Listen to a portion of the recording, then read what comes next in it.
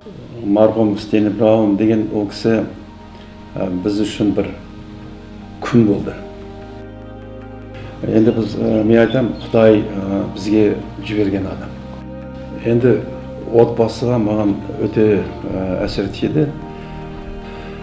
Сол бір адаммен сөйлесу, бір адаммен үйреткенде қалай сөйлеу, жанұямен қалай тәрбиелеу, бәрінен маған ұнағаны Құдайды қандай тану. Құдаймен бір қандай жұмыс бастаса, Құдайдан сұрап бір жұмысны бастау. Сол маған өте ұнады.